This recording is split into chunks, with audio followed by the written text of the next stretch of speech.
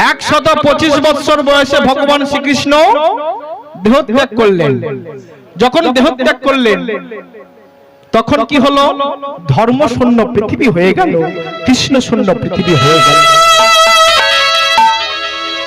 যেখানে ধর্ম নাই সেখানে দুঃখ, কষ্ট, জ্বালা, যন্ত্রণা ছাড়া আর কিছুই নয়।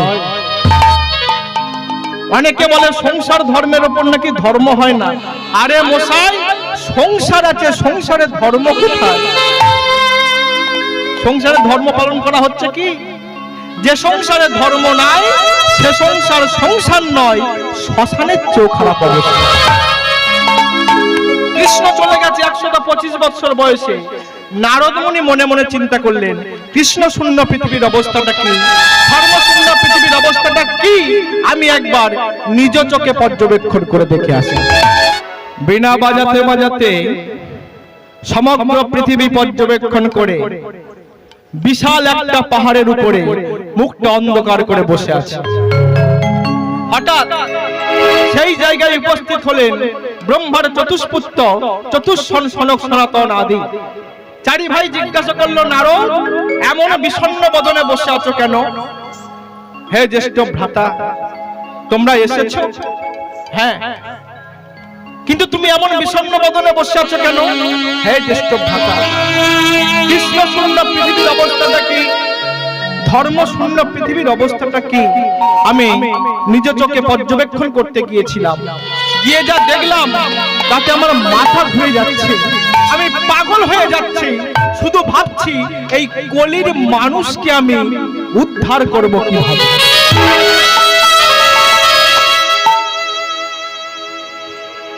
কি দেখেছো তুমি? প্রথমে গিয়েছিলাম বর্ণের শ্রেষ্ঠ ব্রাহ্মণদের বাড়ি। কেন?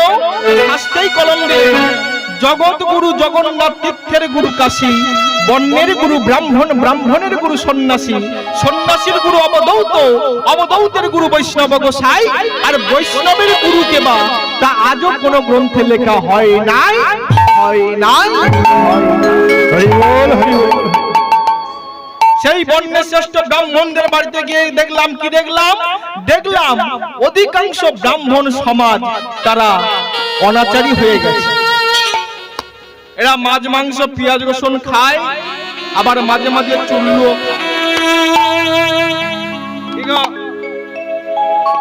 আগে এই ব্রাহ্মণদের জন্ম হয়েছিল ভগবানের বদন থেকে। কথাগুলো জানুন, ব্রাহ্মণদের জন্ম হয়েছিল ভগবানের বদন থেকে। ওই জন্য আগে ব্রাহ্মণদের মুখে আগুন জ্বলতো, ব্রাহ্মণদের বাক্যে আগে আগুন জ্বলতো, মুখে আগুন জ্বলতো, আর এখন ধরিয়ে দিলেও জ্বলে। অধিকাংশ ব্রাহ্মণ সমাজ অনাচারী হয়ে গেছে। তারপরে কোথায় গেলে? তারপরে গেলাম আমি বৈষ্ণবদের বাড়ি। এ বাবা আসতে, খোকা একটু আসতে বাবা। তারপরে গেলাম বৈষ্ণবদের বাড়ি, সেখানে গিয়ে একই অবস্থা। সেখানেও দেখলাম অধিকাংশ বৈষ্ণব সমাজ তারাও অনাচারী হয়ে গেছে। সমগ্র পৃথিবী পর্যবেক্ষণ করে ঘুরে তাই তো আমি বিষণ্ণ বদনে বসে আছি, শুধু ভাবছি এই কলির মানুষকে আমি উদ্ধার করব।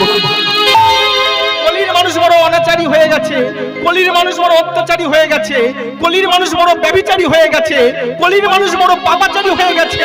এরা কুখাদ্য খাচ্ছে, কুপদগামী হচ্ছে, হরি কথা শোনে না, ভগবান কথা শোনে না।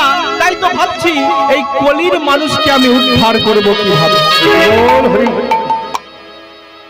চারি ভাই বলল, নারদ, কলির মানুষকে যদি উদ্ধার করতে চাও, কলির মানুষ সেই দিন উদ্ধার হবে। কলির মানুষ সেই দিন উদ্ধার হবে কোন দিন? যেদিন তারা সদ্গুরু আশ্রয় করে প্রেমের বদনে একবার বলতে পারবে, নিতাই গৌর প্রেমানন্দে। হরি বল, হরি বল, হরি বল।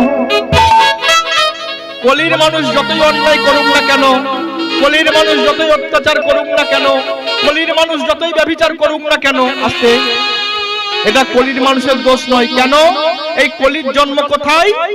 কলির বাবার নাম কি? কলির মায়ের নাম কি? এই কলির বাবার নাম এক কথাই বলে যাচ্ছি, কলির বাবার নাম হলো ক্রোধ। আর মায়ের নাম হলো হিংসা। তাহলে কি হলো? ক্রোধের ঔরসে হিংসার গর্ভে যে সন্তান জন্মগ্রহণ করে সে ছেলে কেমন হবে? ফার্স্ট ক্লাস চিটিংবাজ হবে কিনা বলো? বাবা যদি ক্রোধ হয় আর মা যদি হিংসা হয় ছেলে কেমন হবে? তাহলে কলির মানুষ তো অন্যায় করবে, অত্যাচার করবে, এটা কলির মানুষের দোষ নয়, এটা হলো কলি যুগের দোষ, সময়ের দোষ। তাহলে কি হবে? তাহলে কি কলির মানুষ উদ্ধার হবে না? পদকর্তা কলম দিলেন, কি বললেন? ধন্য কলি যুগ, ধন্য সর্বযুগ সার, যে যুগে অবতীর্ণ আমার শ্রী গৌরাঙ্গ অবতার।